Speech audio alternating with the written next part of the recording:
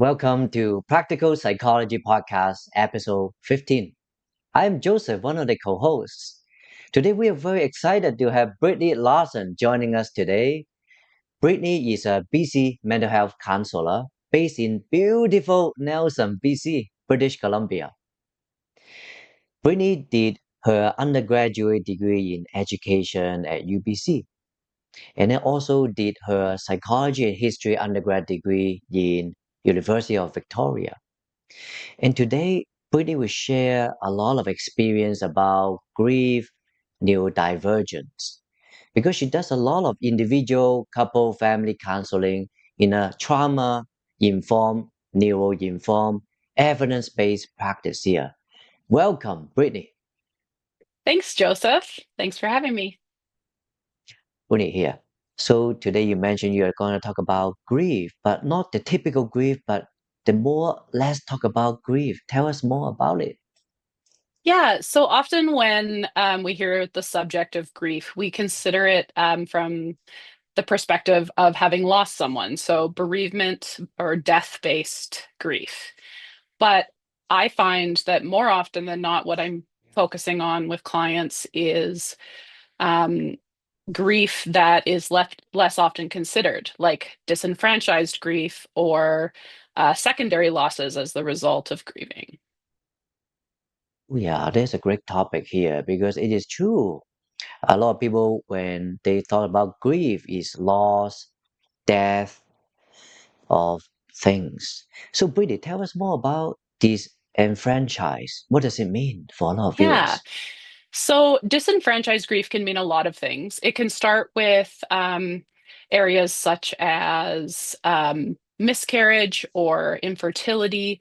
It also can be bereavement based for losses where it's a taboo subject to speak about, such as if you lost a loved one to overdose or to suicide. Mhm.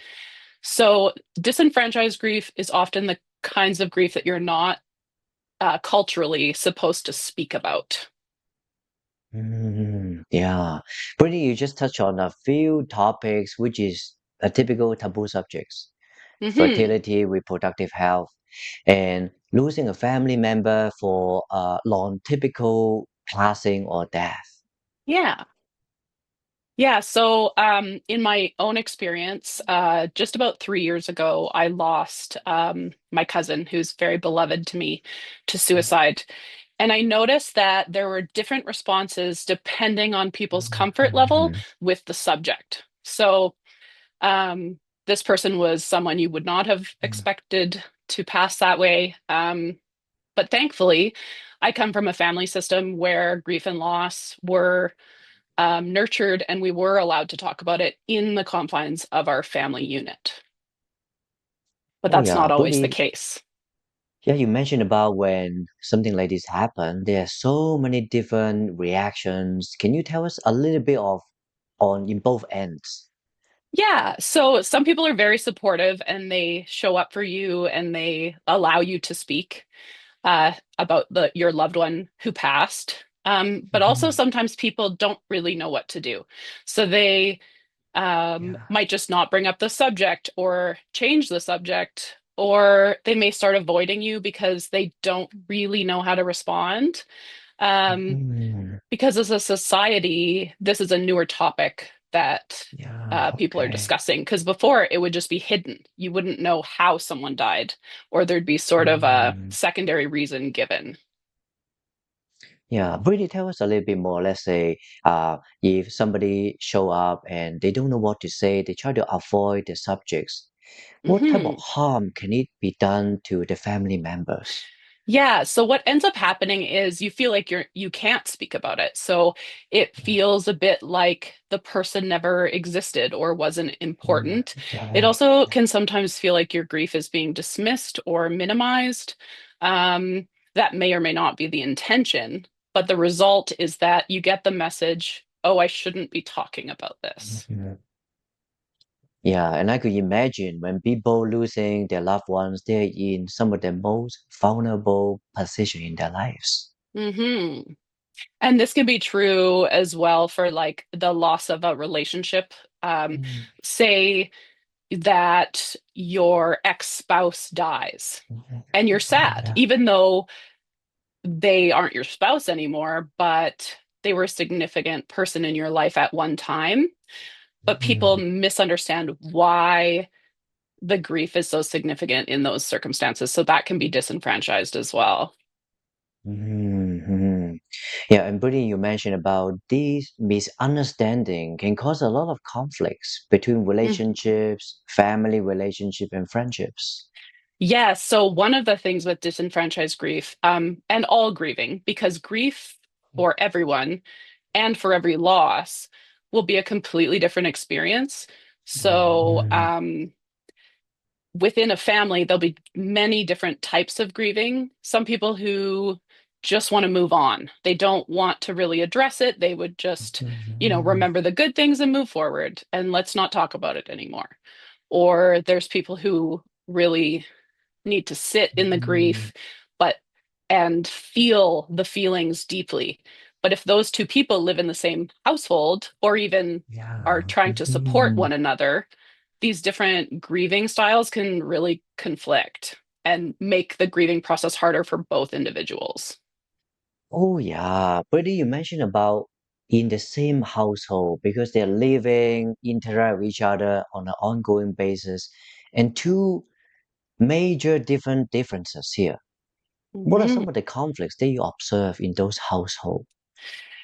So often what happens is um, everyone feels minimized and misunderstood. So Okay. there's no wrong way to grieve. Everyone's grieving process Mhm. will be different. Mhm. The problem exists when sort of the two grieving styles are pushing up against each other and creating conflict Mhm. between the individuals. So not only are they grieving, but now they're having difficulties Mhm. in their closest relationships as well. Yeah, in a way, Brittany, you're mentioning they are both trying their best to do the same thing, the grieving, Hmm. but getting misunderstood and create all these triggers and conflict, which is unnecessary. Yes. And it really prolongs grief because everyone gets stuck. Yeah, and you also mentioned people get stuck, and also the pace, fast and slow, is very personal. Yes, exactly. So some people feel deeply, but they are able to move on sooner. Mhm. Whereas some people, it's a slow process over many years, many decades, because grief never Mhm. really ends. We're not searching for a resolution. It's more about Mhm. integrating the loss into your life and creating new meaning and kind of growing around the loss and the grief, just having it be Yeah, one part of your lived experience. yeah. Brittany, tell us more about this integration here, because for a lot of people, they learn grief from somewhere, from social media or the television. Is just forget about it and move on. And one of the most well-known processes is the five stages of grief. So I Mhm. believe they are bargaining, anger. Uh, Mhm. Now I'm forgetting Yeah, what they are.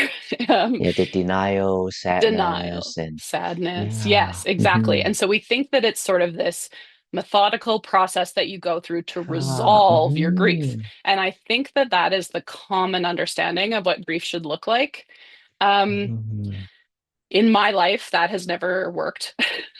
I Mhm. lost a very special family friend who was my mom's best friend when I was a kid. And then my best friend lost her mom when we were in high school. Mhm. Pardon me. And what I noticed about those experiences was Mhm. I didn't fit into this formula where I could Mhm. move forward necessarily. I could feel the feelings in the moment, but then I sort of got stuck with how is it possible this person doesn't exist anymore? Yeah. So, in my grieving process, it was more about learning to integrate what was meaningful about that person to me and living accordingly. Mhm. So,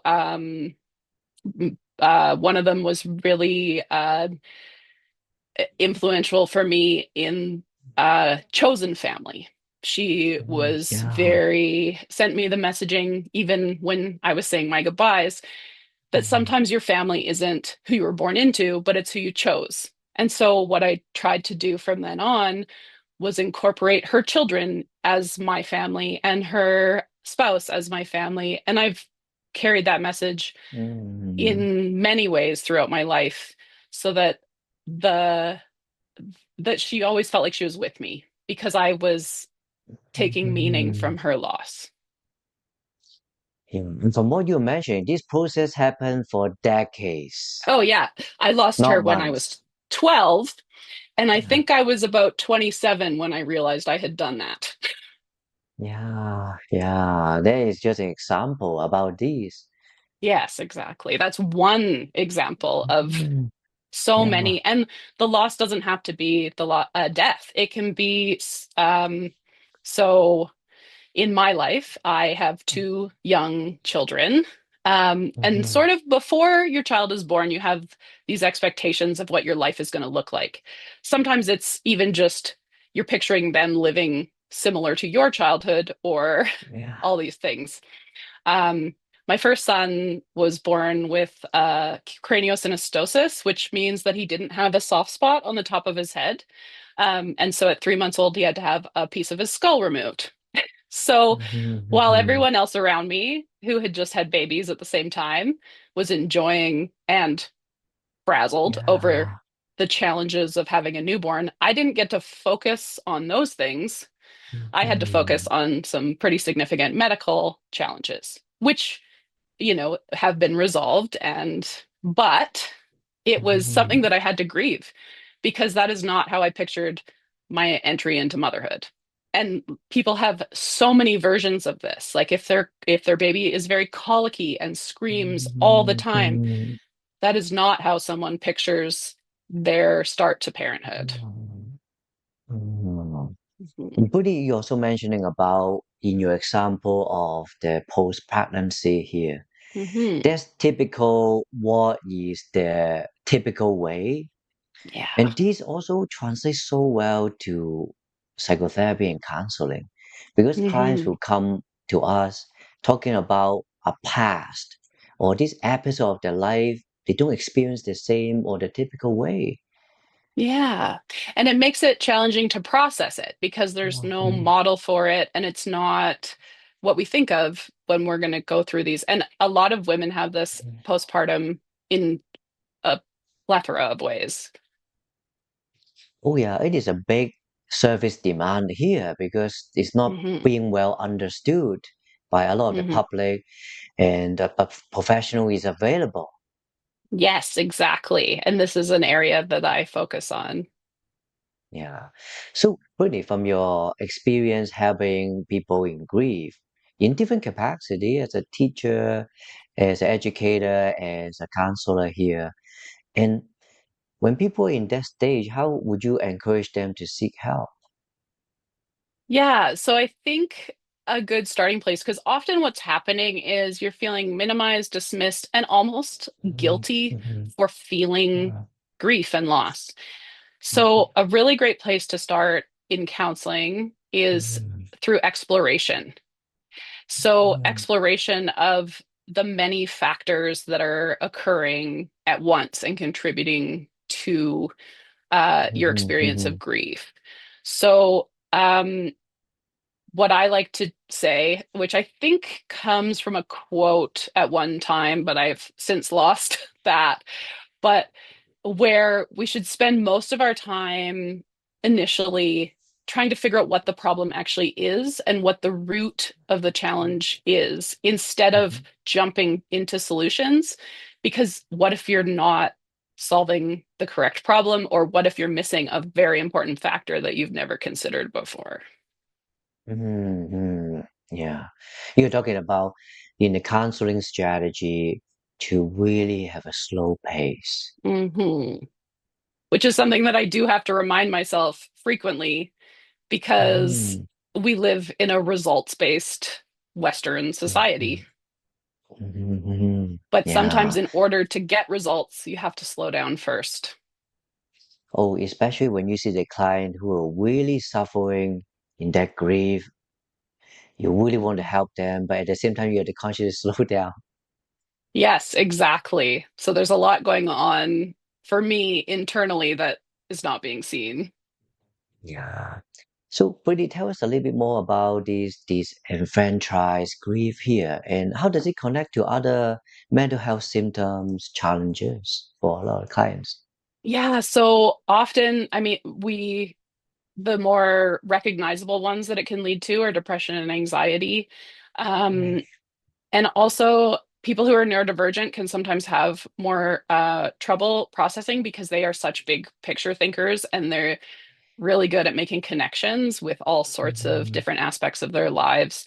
So, actually, one type of disenfranchised grief is grieving your identity. So, um, it's been more common in the last decade for people to receive mhm, diagnoses of various neurodivergence mhm. as adults in their 20s, 30s, 40s, even some people in their Yeah. 70s, um, and Mhm, sort mhm. of looking back on their life.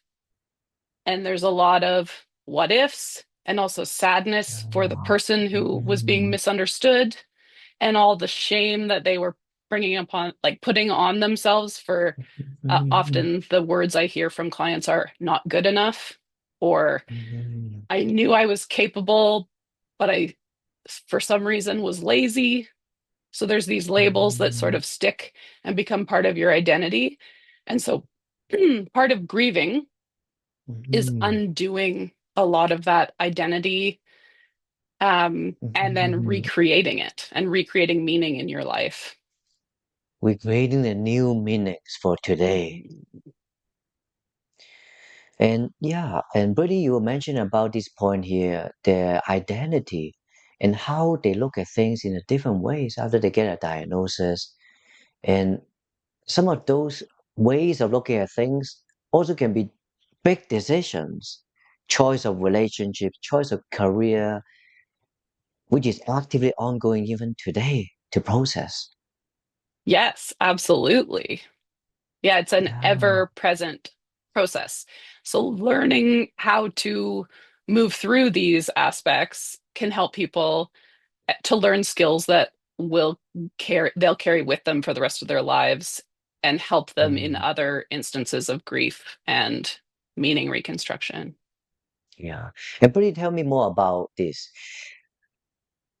We are helping people suffering from this enfranchised grief. Mhm. And what if people don't know that they are suffering that? Well, and that is the most common thing. So until becoming a counselor, I didn't even Yeah. Mhm. recognize that a Yeah. lot of the struggles I had had in my young adulthood were related to grief that I didn't recognize as grief. I saw Yeah. it as more of a moral failing or a personality flaw that I Yeah. couldn't just Mm, get over things the way that other people seem to be able to. Um, mm, after uh, a lot of learning, it then was so clear that what had happened for me was more based on loss and not knowing mm. how to grieve or even that I was grieving at all. And this is a very common experience. And for yourself, Brit, for your own journey, how do you come to know from I don't know before? Oh, yeah, that is a really great question. Um, a lot of it was learning and going to Okay. counseling myself. And then Okay. some of it was starting to recognize patterns in my clients and other people Mm, yeah. that were familiar to me, and then doing Okay. research to learn more about what could be Yeah. happening. Yeah. And in this process, are there any like key individuals or people that sort of like a role model or kind of like blink a light bulb moment? Oh, yeah, let's see.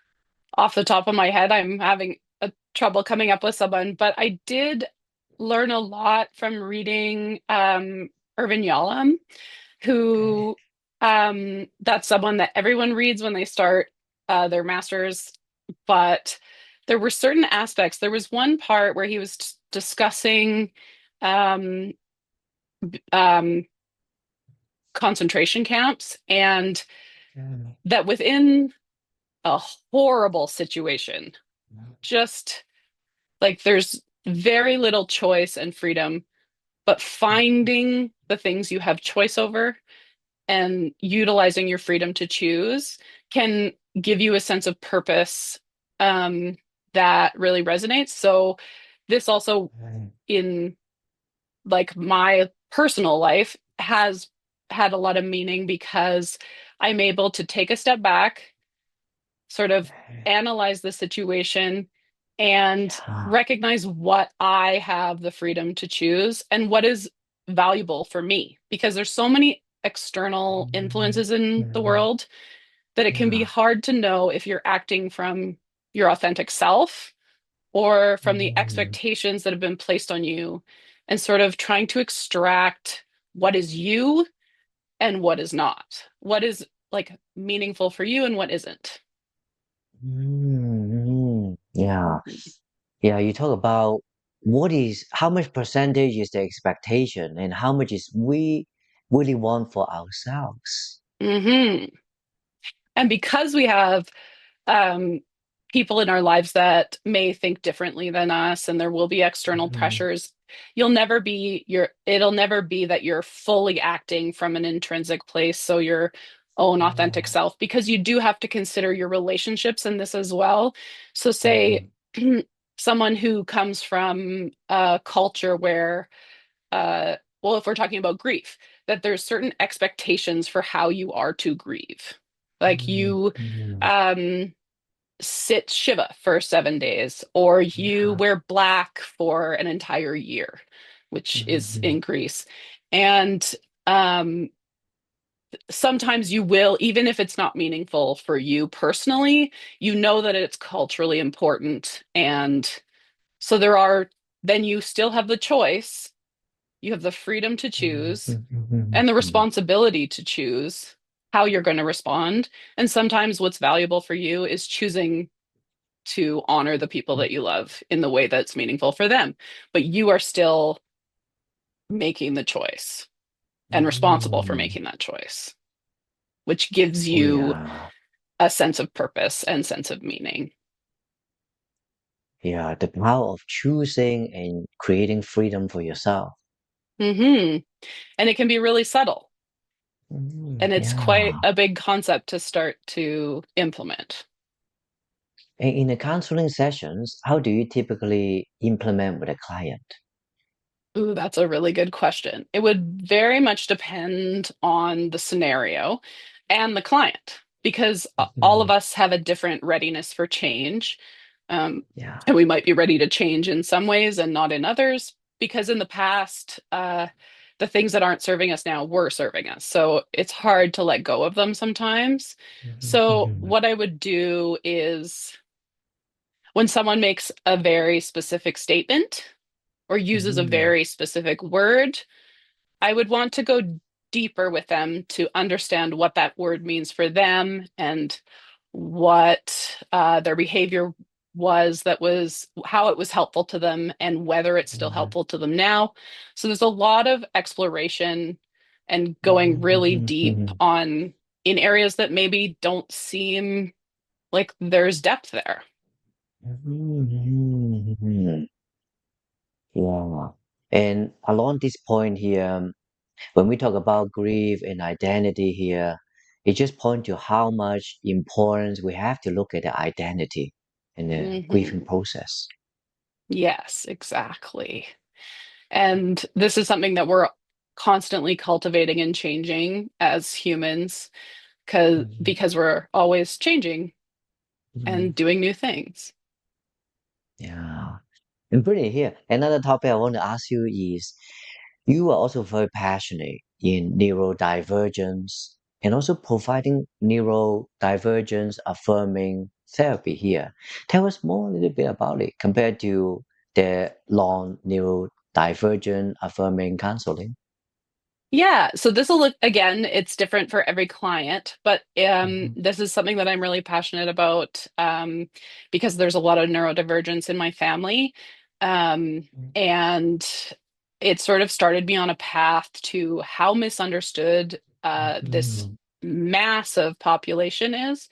And we're realizing how many people may be neurodivergent even when they don't know it. So, what I try to Mhm. do is approach everyone from this space because everyone's brains work different, whether they're Mhm. neurodivergent or not.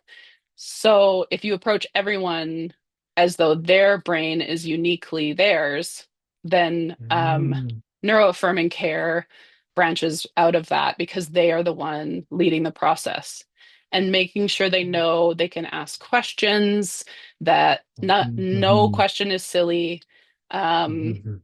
Mhm. so that we can really, so that I can really understand them and their point of reference for the world and how they experience the world. And also in the counseling setting, I have to be mindful of like interoception, so internal sensory needs. Mhm. Everyone's are different, and some folks might require that I turn the light off behind me so that they can Mhm. focus on me. Or some people, I have quite a loud voice. I have a teacher voice, so it Mhm. projects. So some folks prefer if I speak quieter.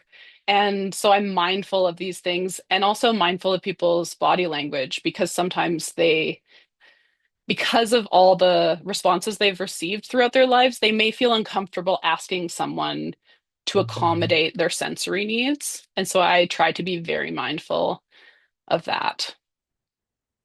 This is very excellent information for a lot of clinicians, counselors, and psychotherapists to learn more about Hmm. this.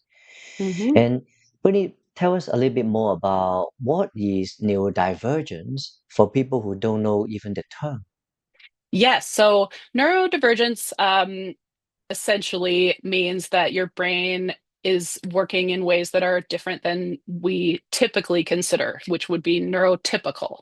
I'm becoming more and more of the mindset that neurotypical may be not something that exists because everyone's brains do work differently, but it's more the people who are better able to adhere to the societal expectations of, um, yeah, social interactions and sensory Mhm. experiences. So, um, in my household, I have a child who has epilepsy, so that it is Mhm. considered neurodivergent.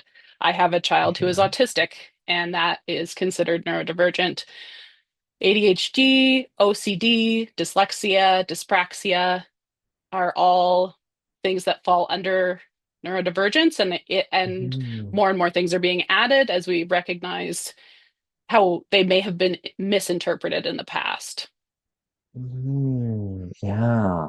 Yeah, going along this line here, it touched on the general principle about psychology too, about there are way more things than just willpower, Hmm. doing things Oh a my certain way. goodness. Yeah, everyone wants to do well. There is no Mhm. person out there thinking, I'm not going to try. I just don't care. People may get to that point, but they Mhm. didn't start out that way. They received Mhm. messages over time that led them either to not try or they don't have the executive function to get started. They don't even know where to Mhm. start or how to shift from one task to another. And one of the really great and really challenging things about neurodivergent folks is that they can hyper focus on things. So, Yeah. some of the smartest minds in the world who've had the biggest Mhm. innovations have been neurodivergent people because they can focus Mhm. on something so intensely that then Mhm. Mhm. they Mhm. can consider every little aspect of it, which so that's Mhm. an upside. But if you're intensely focusing on something that maybe doesn't require your attention, that can be really Mhm. challenging and leads into things like time blindness or Mhm. forgetting appointments and other areas that are more visible to other people and more frustrating to other people. Oh yeah, Brittany, you also mentioned about those points on how in psychology we look beyond the right and wrong, good or bad, or even strength and weakness, just to understand first. Because you gave out some examples, some of those symptoms, some people can use it for strength, and some can be serious impairments. Hmm. And in society, say there is a bit of a connection with perfectionism. So Yeah, correct. the research shows that a lot of neurodivergent folks can be quite perfectionistic because they see the big picture and they see the consequences if they don't do everything perfectly. So Mm, perfectionism can be a massive strength, and this is regardless of neurotype. It can be a massive strength, but it can also mm, really get in your way because being a yeah, perfectionist when you're building a home and you're making sure that the foundation is secure so that everything you do afterwards, uh, because it all relies on the foundation, that is I want a perfectionist builder if I'm ever building a home. yes. However, I when it gets in the way, like if you're being a perfectionist about something that has less gravity to the situation, it can really get in your way as well. Yeah. And pretty along the same line here, let's say an individual, if they are questioning, am I part of the neurodivergence or not? What should they do? Yeah, so one of the struggles right now is that there are long wait lists for assessments. Mm, Um, yeah. so I think one of the things you can do is go to counseling, and there are Mm, more and more neuroaffirming and mhm, informed counselors that are available. Um, mhm, and while counselors can't provide assessments, we can help look at the assessment material and discuss whether getting onto a wait list or discussing with your GP or your general practitioner, family doctor, mhm, would be an appropriate route for you, or even just exploring why you want to look into it. mhm. And There's pretty, lots of different aspects. you are in Nelson, BC. How about in British Columbia? Let's say if people need to get an assessment, do they talk to the doctor or what do they do? So there are different routes. So my experience has been more with children, which Oh, yeah. means because I live in the interior, uh, it's through the government, which is ICANN, Interior Health, and you get on a wait Okay. list. But it is the Okay. pediatrician who needs to, so you'll have to ask for your general Mm, practitioner to then refer you to a pediatrician who can mm, then assess whether it would be appropriate mm, to be assessed for um, any neurodivergence that seems to be coming up. There are also mm, private routes, which can be costly. Some people's mm, insurance will reimburse parts of the mm, assessment.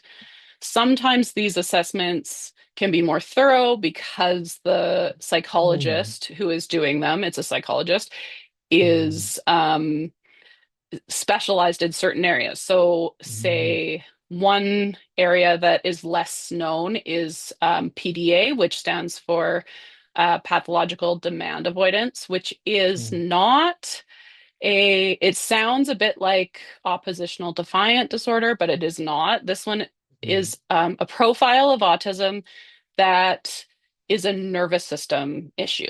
So mm, basically, mm, even if your own body is telling you something, it becomes a mm. demand that then you enter fight or flight about. Oh, yeah. So there are certain psychologists who specialize in recognizing this presentation of autism, which can be harder to recognize or interpret in the more traditional forms of assessment because it is Mm. a lot of research is being currently done on it, on Oh, understanding it. yeah.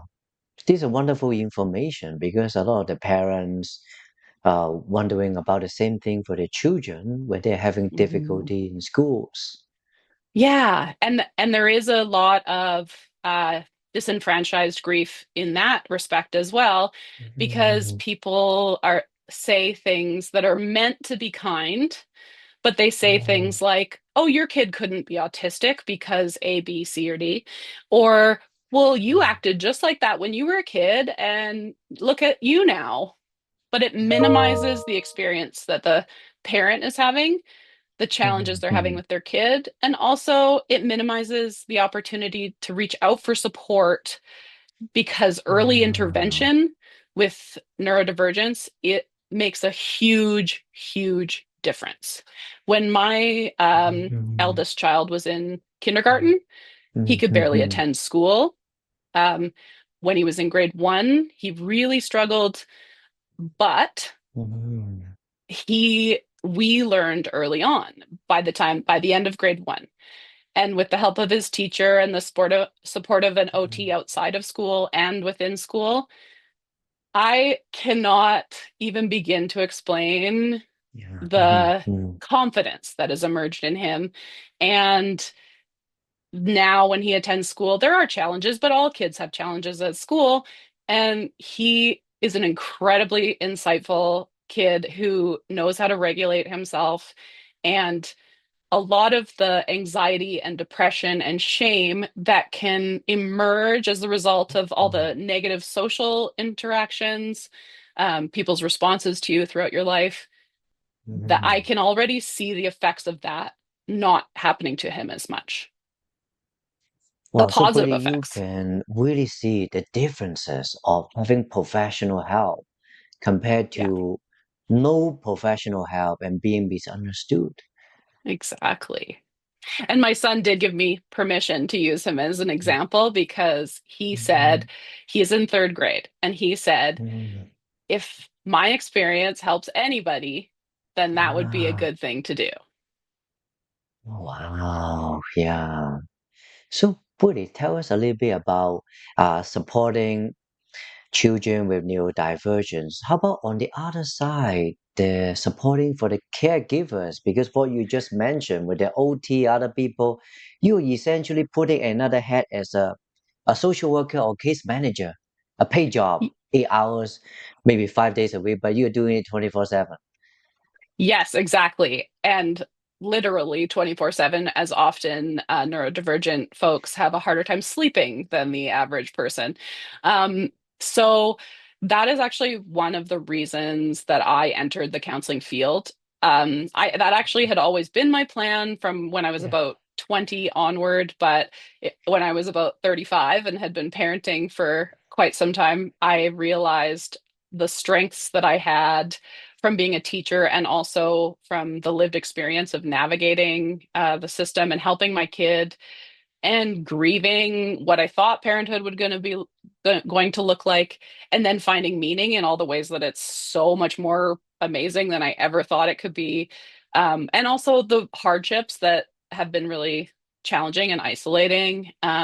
It's all the things at once, and so for me, entering into counseling as a practice, I would really love to help support both children themselves and people who are neurodivergent, but also their family members who maybe don't Mhm. quite understand the way that their loved one is seeing the world and moving through the world. Mhm. They Yeah. just maybe haven't considered a different perspective on how people process information or what they value. Oh, yeah, especially with the different generations, new technology, new research, the expectation will be very different. Hmm. Yeah, because traditionally, what we Mhm. tried to do as a in psychology was to modify behaviors to act neurotypical. So this was Mhm. very damaging to a lot of people. Mhm. While it did give them some skills to function within typical society, it also did a lot of harm to their self-concept. Like, Mhm. I'm not good enough, or because I'm this way, there's something wrong with me. But all it is that you Mhm. need some accommodations to be able to move through the world as your best self. Mhm. There's no such Yeah. thing as like less than or not good enough because you Mhm. see the world in a different way. It's just learning how what is optimal for you so that you find meaning in your life and you're happy. Yeah. And Brittany here, let's talk a little bit more about this topic. Mhm. Because in the counseling settings, we notice we help the children with neurodivergence, school challenges, and all that. And then we help the caregivers. And then later on, a lot of times it comes to the point the parents themselves is neurodivergent too. Yes. So this is something that I realized about myself in the process of learning about my both my sons who are differently neurodivergent. So I was always called too sensitive, or that I was making a big deal out of things, or I was called precocious a lot. um, and at the age of, sorry, I need a sip of water. Inhaled something. At the age of, I believe it was 34, I recognized that I have ADHD. But because I never had any behavioral issues, I never was hyperactive physically, my brain was so hyperactive. I am always making like big picture connections, and adults were always kind of blown away by the things that I would say. And so it was never recognized because, yeah, Brittney talks too much in class, but she's so smart. And I was never a problem for anyone except myself because my executive dysfunction made it really hard for me to move through the world once I became a young adult. So this wasn't something that was super challenging for me when I had parents at home who supported me. And I am someone who was lucky enough to grow up with supportive parents. So when I became a young adult and had way more responsibilities, juggling all these things and time management became very challenging for me. But I saw it as a moral failing, like a personal flaw. And so this whole time I had been, because I am the person I am, I have a lot of perfectionist qualities, as I talked about before, can be a connection. Um, these qualities were an overcompensation that helped me to get through the world because I became hyper organized. I became hyper scheduled. I never gave up on a goal, even maybe when I should have, because what would that say about me? And so when I finally figured out what was happening for my brain, and it became very clear that my biggest strengths were also my biggest challenges. But now that I knew what they were, the shame part was gone because I could work with it. It's still frustrating, and I still have times where it's really Yeah. challenging. But for the most part, um, it's kind of a non-issue for me because now I can recognize how I see the world, how I move through it, and that I don't have to live my day-to-day life in this prescriptive way that we're told is the only way to succeed. Yeah. And Brittany, you mentioned about your own personal adult neurodivergence discovery. And then Hmm. you also mentioned about the identity because you're really good at perfectionist planning and all that. And for yourself, how do you make this shift of the identity when you discover Yeah. all these new things? So I just made it sound like it was a really easy process, Yeah. because now in retrospect, it can sound that way.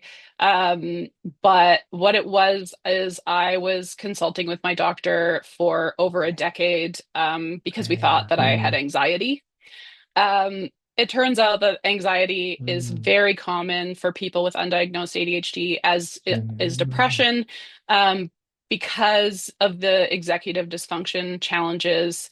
You learn that you're probably always going to be frazzled and rushing to an appointment, or you're depressed over all the times you've let people down or let yourself down, and you can't quite understand why. So it was a process of integrating those conceptions of myself and sort of forgiving myself and learning to have grace for the times when I have what I saw as failed. Um, but really just learning to adjust and accommodate for what works best for me. And this happened actually as a practice on learning what works best for my kids. Mm, So I had the added bonus of being able to see the benefits for them when we accommodated mhm, to their needs. And therefore, I mhm, started to accommodate for mine as well. And mm. I definitely, because our society has this thing with labels, right? We don't Yeah. love Mhm, labels. mhm, And I didn't want to be known. And even today, I almost didn't talk about this with you because mhm, what will people think of me? And mhm, what mhm, mhm, does this say about me? But really, I'm the same person I've always been. mhm. Um, I am a great friend and a great daughter and a great sister. And I have so many parts of my identity that were always this way. Um, and so it doesn't change anything about me, but it did give me more confidence in my abilities after a lot of time integrating this into Mhm, my identity and creating new meaning from it instead of just seeing the mhm, negatives um, and the things I needed to mhm. overcome, but shifting my lens and shifting my view of what this said about me. Because my whole life I didn't think I was, and then I was. So it's just, it can be complicated and it'll be different for every single person and their experience Yeah. because my life is so different than other people's lives. It's just, Mhm. and my personality is different than other people's personalities. So it's a really, really unique experience, which is why I like to approach it from an existential lens, Mhm. Yeah. because what's meaningful for me will not be meaningful for someone else. There's probably neurodivergent people listening to this correcting a bunch of things Mhm. I've said. Yeah. Yeah. And Mhm. I'm constantly learning. So please, any feedback is welcome. I am still new to this. It's been 4 years since my diagnosis, so I've been in university the whole Mhm. time. Yeah. So yeah, that just so you know, if I've said something that doesn't resonate for someone, that's okay because your experience is different than mine, and Yeah. I'm just Buddy, you one person. mentioning about writing a new chapter and story for a lot of people after they learn about more about themselves. Yeah. So it's sort of Mm. like you look at your past and you rewrite Yes. some of the story there. A Yeah. lot of it remains the same, but there's a new sort of like hue to it, when you put on rose-colored glasses or just a different Yeah. reframe of certain things that were a negative part of your experience, they can still be a negative part, but now there's more Mhm. information. Oh, yeah. Yeah. Recognizing the old story and writing the new ones. Hmm. Which Yeah. again comes back around to our choice, even when things are challenging, even when it's not exactly what we wanted or pictured it, Mhm. we still have the freedom to choose where we go from here. Oh, yeah. And Buddy, you mentioned a little bit about the diagnosis and the labels. Hmm. And what are some of the examples where the labels can be stigmatizing, not just from others, but internally they're criticizing even more after they have the label to themselves? Yeah, so this is a common experience, which I kind of did Mhm, myself a little mhm, bit because I didn't, it was less about how I saw it and more how I was mhm, fearing that other people would interpret it. So mhm, interestingly, this can go back a bit to grief because you have this sort of ambiguous or disenfranchised grieving process that happens mhm, because, in part, because of your interpretation of it, but also in part because of how others may respond. And there are stigmas around certain, like I said before, like a lot of people don't like labels or they mhm, misunderstand even what it is. Like if I mhm, remember once early when my son had been diagnosed and someone said, "Well, he's very empathetic, so he can't be autistic." But that is a very common stigma that is not accurate. Their mhm, empathy may present differently, or their facial expressions may not. recognize it, or they may not process it in that moment and then recognize later the bigger picture versus what they were focused on Mm, then. Um, but from my experience of being a teacher, the neurodivergent kiddos that I worked with were some of the most empathetic people I've ever met. They yeah. feel what other people are feeling, which is why sometimes their behaviors are so big. I mean, and I'm generalizing, Mm, so this is not everyone, but as a whole, yeah. And from what the research shows, that's not true. It's a very common misconception that there's no empathy. mm. So today, Brittney, we talk about many important topics.